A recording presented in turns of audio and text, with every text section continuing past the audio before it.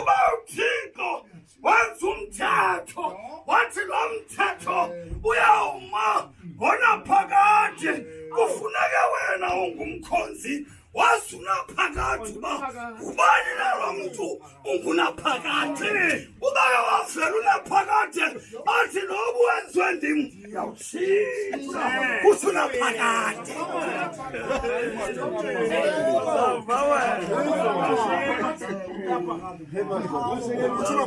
umele ke uvambane uthi mna ndiyanakuhamba nendishintsha ngoba uthe uThixo uzawubanjwa nganene uthi ufike unaphakade ubunaphakade uthi usabali basabali hayi madoda hayi basalwane umdali wezinto zonke kungekho nto wasenaneni wasenkangala kodwa wabekho efukela phezu kwamanzi wawenza umthetho walana nathi umthetho walana nathi umthetho wawenza uThixo wathi ndizawenza nehlanga oluyinqobo isizukulwane sethu nathi umthetho walana nathi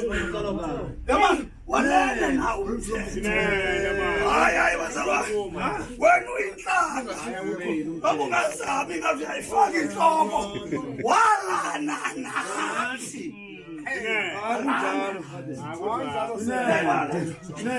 kodwa kukho into efuna kuqashela ngabazalwane into yokuqala ayibanga ngumthetho inawuqala inalidinga awalithetha kuba u-Abraham wathi phuma ndikubonise wambonisa inkwenkwezi ingangenakho ibala inyambalala wathi ndiyawuthi ndikusikelele ndikwandise ube nguyise wamakholwa u-Abraham uyelo unguyise wamakholwa nakho idinga phambi koba umthetho mawubekho umthetho uyawuvela emveni kweminyaka wakhona umthetho walana nathi kanti idinga lona lithi yoba nguyise wenhlanga esininzi sibuthelwe abizwe u-Abraham uba uyawuba nguyise wamakholwa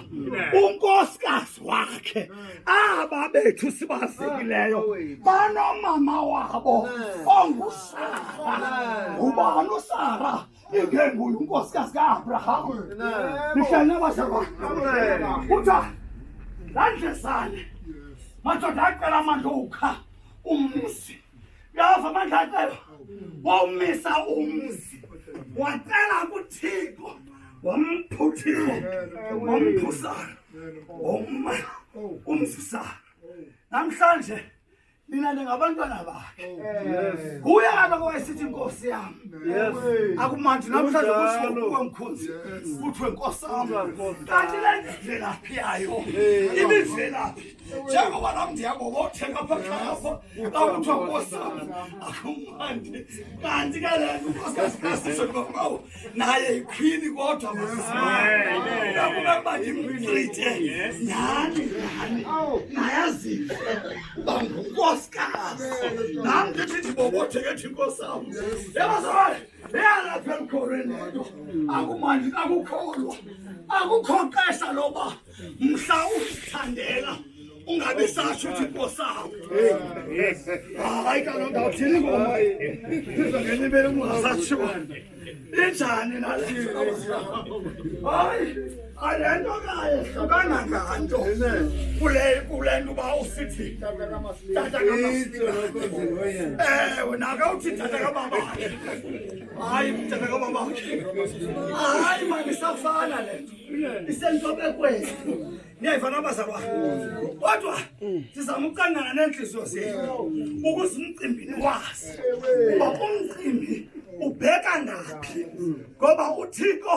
uveze umthetho kaloku unikelwa kuMoses ungayidibanisi umthetho noAbraham umthetho kunikwa uMoses yonke lento ibinikwa uMoses wasola uThixo ngenxa abantu beyophula umthetho abantu bayawuthini hobo abantu basindwa ngulamthetho abahosi waphula umthetho kaThixo uThixo bensilo abantu baza kuphula umthetho wakhe